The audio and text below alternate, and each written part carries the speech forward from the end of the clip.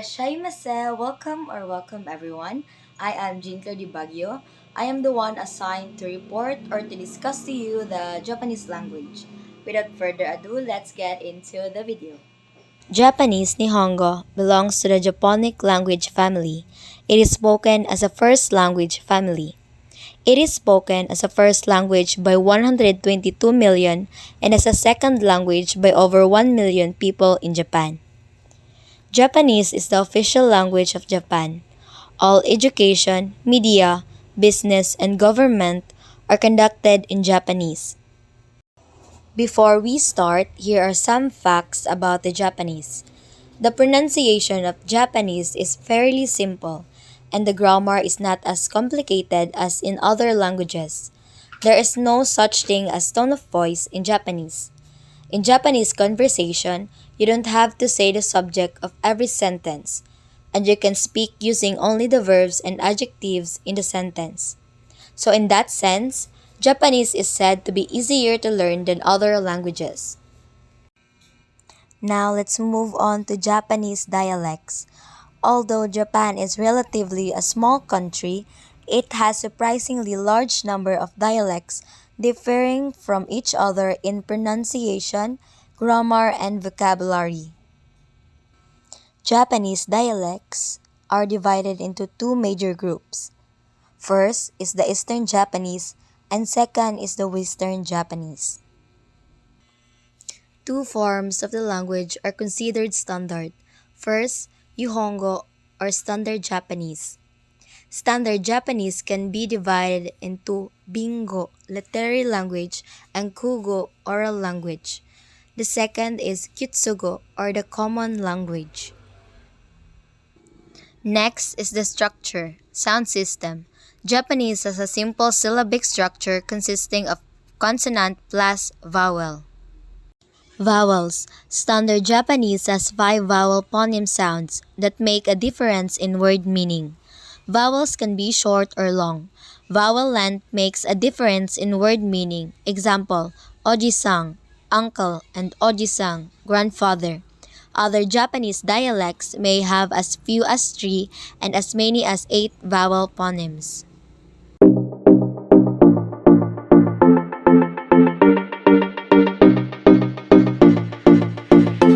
For you guys to be able to know how to properly pronounce the five Japanese vowels, I will show you a video and just keep on watching. In this lesson, you'll master perfect pronunciation of the five Japanese vowels. There are five vowels in Japanese, and their pronunciation doesn't change. The first vowel is a. Open your mouth a little, relax the tongue and say a. Repeat after me. A. A.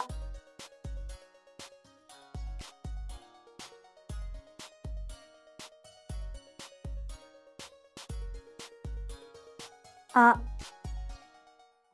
A. The next vowel is I. Open the mouth, bring the lips up slightly, and raise the tongue and say I. Here's a tip. It's like the I in meat, but shorter. I. Raise your tongue almost to the roof of your mouth. Repeat after me. I. I. I. I. The next vowel is U. Purse the lips as if you're going to whistle or say the word who. Like this. U. Try it. Release a short U sound. U. The lips are more relaxed for the Japanese U sound than the English oo. Compare Japanese U with English oo. Repeat after me. U. U.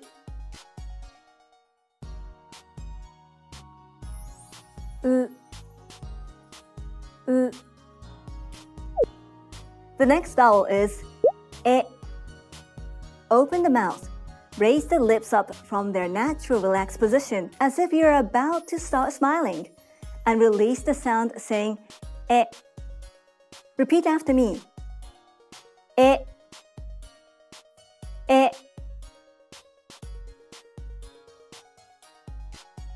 e, e. The final vowel is o. Think of the perfect circle of an orange. Round the lips as if you're surprised and release a round Japanese o. Repeat after me. O, o, o, o. Congratulations! You've learned the 5 Japanese vowels. There are many Japanese words made up of vowels alone. Let's practice. Repeat after me. Ao, blue. Ao, ao. Ao. Ie, house. Ie, ie. Ie. Ue, up.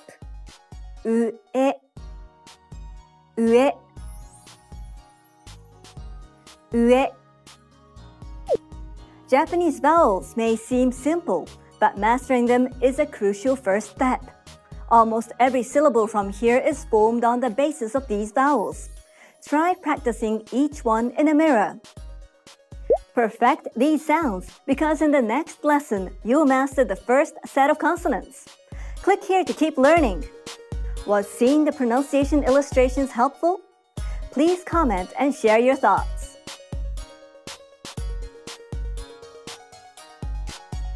And that's how to pronounce the 5 Japanese vowels. Now let's move on to the Japanese consonants.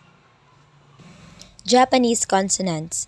Japanese has a very small consonants inventory. The consonant phonemes are listed below. A notable feature of Japanese is that the dental consonant t, d, s, and z undergo regular mutations before the front vowels e and u.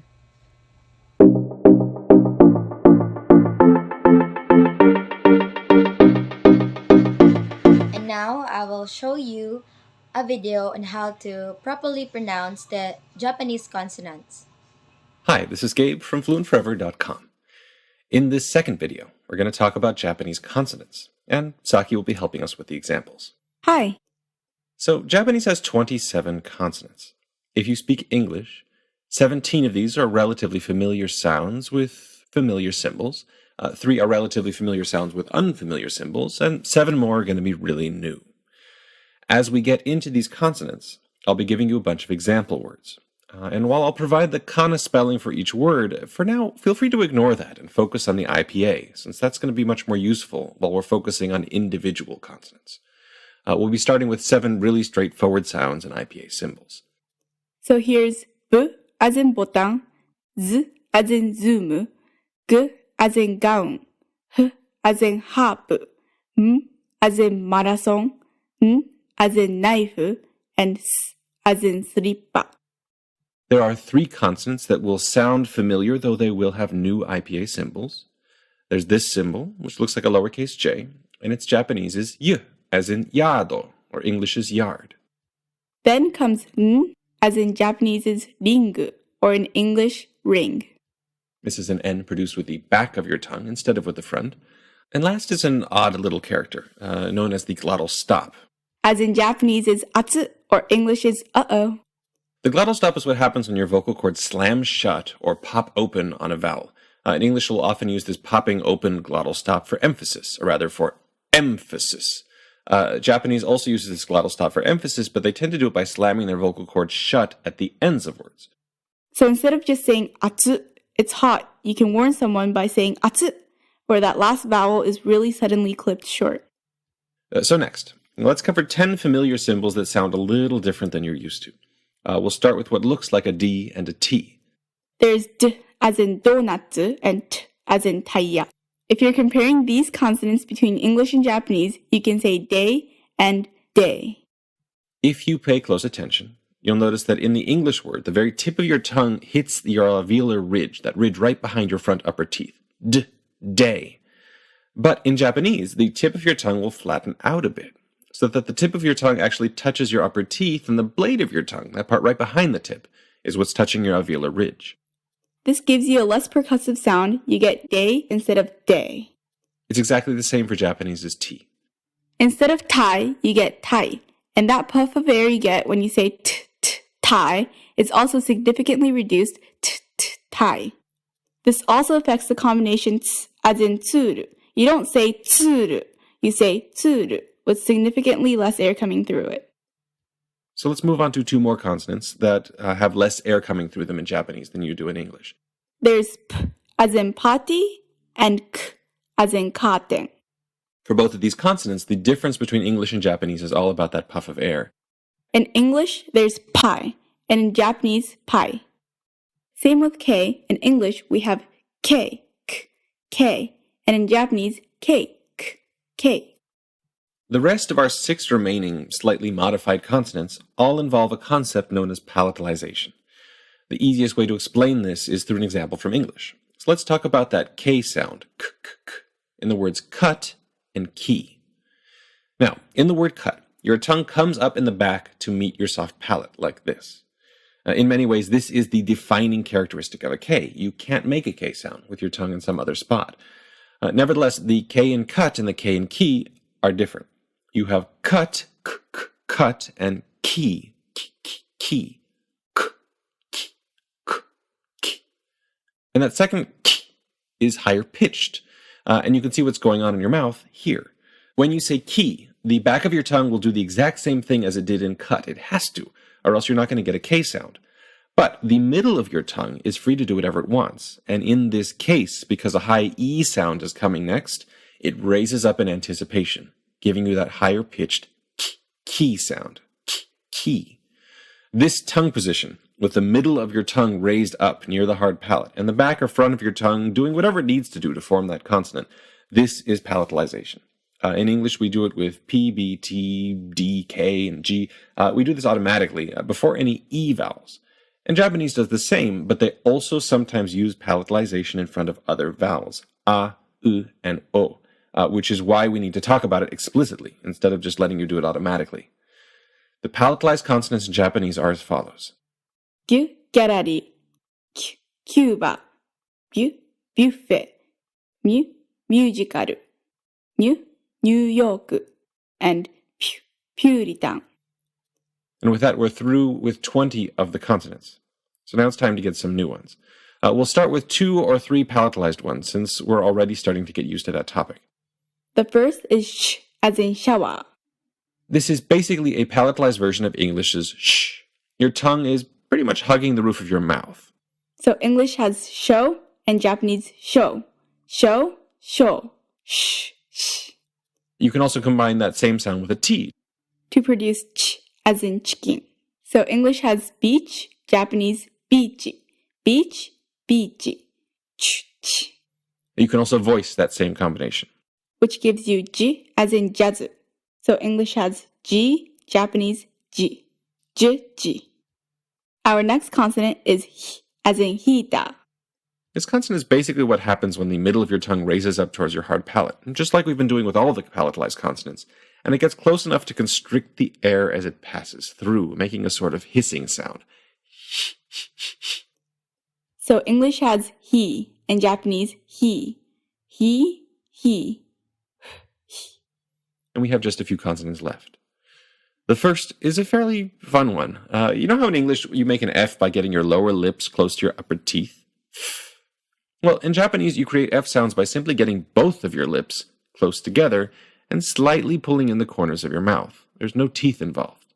It's flamingo. So if you want to compare the English and Japanese F, you can try saying food-o in English and comparing that to the Japanese food-o. Food-o, food-o. Now, if you play around with that Japanese F, that's actually a great way to get a feel for the Japanese U vowel. And our second to last consonant, the Japanese version of a W. W as in wire. We'll talk a bit more about the Japanese U in our next video, but we'll start that discussion here. Basically, the main difference between the English U and the Japanese U is all about lip position. When we say U, we bring our lips close together in a little circle and we stick them out away from our faces. U. In Japanese, you'll bring your lips close to each other, the exact same way we did with F as in fudo. but you don't stick your lips out. That gives you u instead of u. And for u as in waya, you do the exact same thing. Your lips compress into each other, but they don't stick out. W, waya. English has y, Japanese y. Y, y. W, w. We have 2 consonants left, and then we're done. The second to last consonant that we'll talk about is n, as in penguin. This is a really weird consonant. Your tongue is mostly relaxed, and your uvula and soft palate in the back of your throat, they will come down to close off the front part of your mouth from the back and force air to come through your nose. What also seems to happen right before the soft palate contacts your tongue is that the vowel you're saying becomes nasalized, meaning that some of the air from that vowel starts flowing up your nose. That gives a vowel sort of sound for just a fraction of a second. If you want something to compare it to, try comparing n as in king to n as in king. King, king. And with that, we've finally reached our last consonant, the Japanese R. R as in rocket. This R is formed in a totally different way than the English R. In English, we bunch up the back of our tongues, pull up the front of our tongues, and say In Japanese, you're leaving the back of your tongue down, and you tip the front of your tongue up right behind where you say D. So instead of English's D or re, you get D. D, re, D. This is a tricky sound to learn well. As always, the best way to go about it is to first learn to hear it really well, ideally using minimal pair tests, pairs of really similar sounding words, and then start playing around with your mouth to form it. The best advice I've found for forming it correctly was over actually at tofugu.com. Basically, you start with the letter D in English, and you go da, da, da, da, da. Then you jump to a really clean L. It's not la, but la. La, la, la, la, la. It's actually in Italian at L. Then go back and forth. Da, da, da, la, la, la. And then jump halfway in between the two with your tongue. Da, da, da. There is some debate among linguists as to whether you can have a palatalized version of this consonant, or whether the R in words like ryu is just a normal Japanese R with a super short E sound. Either way, you may encounter an R with that little palatalization mark from time to time. And with that, we're through. To quickly review, we had B as in botan, Z as in zoom, G as in gown, H as in harp, M as in marathon, N as in knife, and S as in slipper. Then came 3 consonants with new symbols. Y as in yard, or English's yard, N as in Japanese's ring, or in English, ring. This is an N produced with the back of your tongue instead of with the front. And the glottal stop, which you'll find in English words like uh-oh, and at the end of emphasized Japanese words like atsu. We then talked about some consonants that sound a little different from English. There was D as in donut, which touches your upper teeth with the tip of your tongue. T as in taya, which does the same. It has a bit less of a puff of air than in English. P as in party, and K as in curtain, both of which have less of a puff of air than in English. And then came a bunch of consonants with palatalization, where the middle of your tongue comes up near your hard palate. G as in gallery, K as in Cuba, B as in buffet, N as in musical, N as in New York, and P as in Puritan. Then came the new consonants. There was Sh as in shower, a palatalized version of English's sh, which showed up in combination with T to form ch as in chicken, and if voiced, j as in jazz. Then came h as in heater. This is a consonant formed by bringing the middle of your tongue up high enough against your hard palate that the air kind of hisses by. There was f as in flamingo. This is an F formed with both of your lips coming towards each other. And w as in wire. A W formed by compressing your lips towards each other without sticking them out away from your teeth. There was n as in penguin or king. This is an N formed by bringing your soft palate down towards your tongue, which produces a nasal vowel for just a moment before cutting off the flow of air coming into your mouth. And last, we had R as in rocket, which is an R formed with just the tip of your tongue, hitting your alveolar ridge right between where you say D and L. Da, la, da. That's it for the Japanese consonants. Now let's move on to the Japanese sentence structure or Japanese word structure.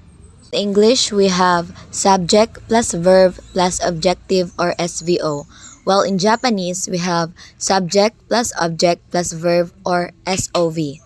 Word order is important in English because if you change the sentence order, it will definitely change its meaning. While in Japanese, word order is not as important as English because even if you change the sentence order, it means the same. Why? Because Japanese have particles wu and a. Even if you change the sentence order in Japanese, it is still the same as long as the particles are in the right place. Let's talk about word order in Japanese sentences. There is a fundamental difference when it comes to word order between English and in Japanese. Let me explain by using this one example sentence in English. I eat fish. This is English, right? You say the subject I first, and then put the verb eat right after that, and then say fish, the object that you are going to eat at the very end of the sentence. To say exactly the same thing, the wording in Japanese is going to be like this. I, fish, eat. The key point here is that you put the verb at the very end of the sentence. This is the most important rule that you have to remember when you construct sentences in Japanese. Japanese sentences always end with a predicate. Predicates are such things as is, am, are, or verb that usually come right after the subject in English. But in Japanese, we place them at the very end of the sentence. Now, if I want to say everything in Japanese, it's going to be like this. You know how to say I in Japanese, right? Watashi wa.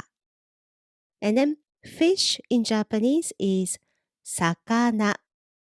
Now you have to mark this fish with a new particle, which is the particle o. I'm going to come back to this one later, okay?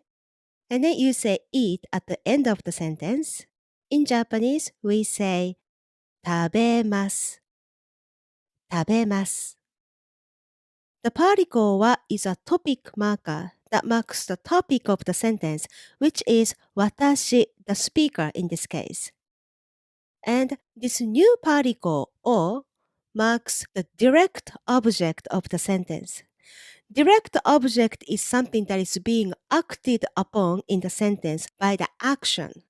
For instance, when you do the action of eating, you have to have something to eat, right? That's the direct object. And you have to mark it with this particle o. So we call this particle direct object marker. By the way, if you already write sentences in hiragana, be sure to use the hiragana wo from the consonant W group for this particular particle, not the o from aiue o.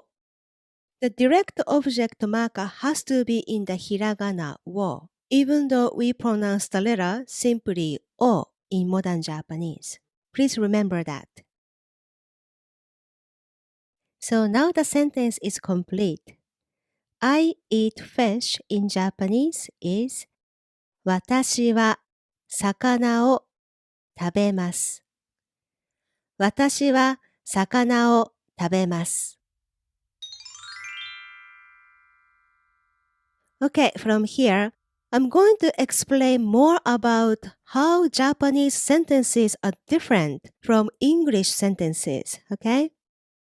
So here is one unit, 私 plus the particle は, which you cannot break.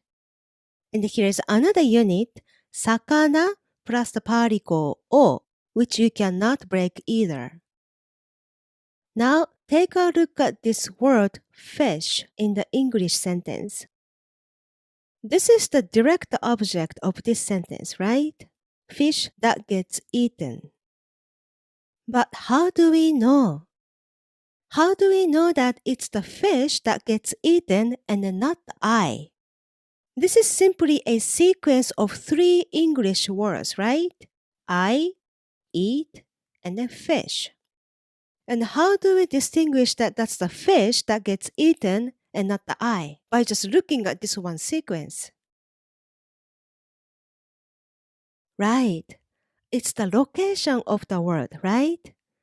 Since fish comes right after the verb eat, that automatically indicates the fish is the direct object of this sentence. So, if I switch these two words, now what happens? The change of the location completely changed the function of the words, right? Now, I is the direct object that gets eaten, and the fish is the doer of the action of eating. Well, in English, you have to do a little bit more extra stuff like this too to make the sentence grammatical. But anyway, this is English. In English, the word order is the main factor for the meaning of the sentence. But how about Japanese? Here is sakana, the direct object that gets eaten, right? If I switch these two units like this, now what do you think the sentence means? Since sakana came to the beginning of the sentence and then watashi right after that, do you think now watashi is the direct object that gets eaten by sakana, the fish, and the sentence means fish eats me? No, that's not the case in Japanese. This sakana is still the direct object that gets eaten. Why? Because of the particle. The direct object marker o is still attached to sakana, not watashi, right? So the sakana is still the direct object of this sentence. Like this, wording doesn't matter much in my language. Even though I switch the location of sakana and then watashi, this sentence still means I eat fish. This is the fundamental difference between English and then Japanese. In Japanese, the particle is the main factor of the sentence, not the word order. This is why we say particles are a very important part of Japanese language.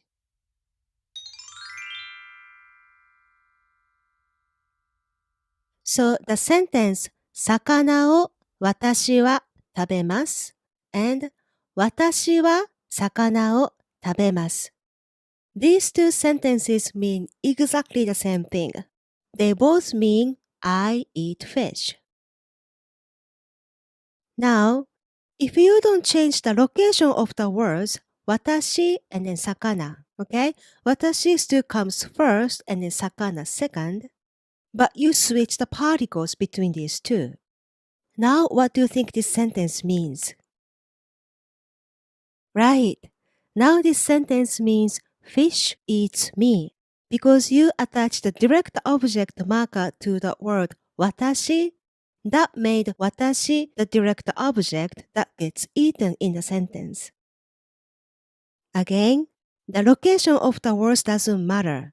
The particles do in Japanese. So be sure to attach the right particles to the right words to say what you really meant in the sentence. So this is the structure of this particular sentence. To say I eat fish in Japanese, as long as you end your sentence with the verb eat, 食べます, you can switch the location of I and fish. This applies even if the sentence is a negative sentence like this. I don't eat fish.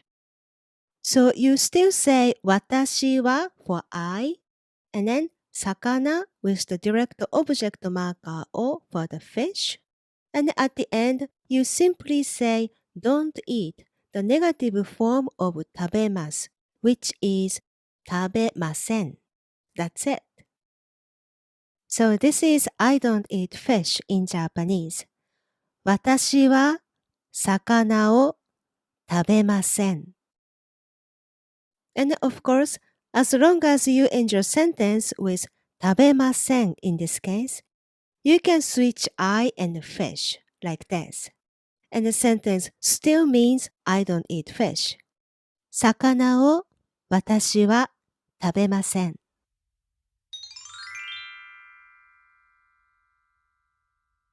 This applies even if the sentence gets a lot longer like this. There are 5 units in this sentence, right? I, at 6 o'clock, at home, fish, and then eat. Can you guess what I'm trying to say here? Right, I'm trying to say I eat fish at home at 6 o'clock. Again, remember the fundamental rule. You have to keep the predicate, the verb, at the very end of the sentence. And as long as you keep 食べます at the end of the sentence in this case, you can shuffle other 4 units as you like. It doesn't have to be in this order. You can put them this way or this way. It's all up to you as long as you attach the right particle to the right word. And they all mean the same. I eat fish at home at 6 o'clock. どうでしたか? How was your first lesson in this mini course? I hope you now have a good idea as to how to construct Japanese sentences. Thank you guys for watching and I hope you learned.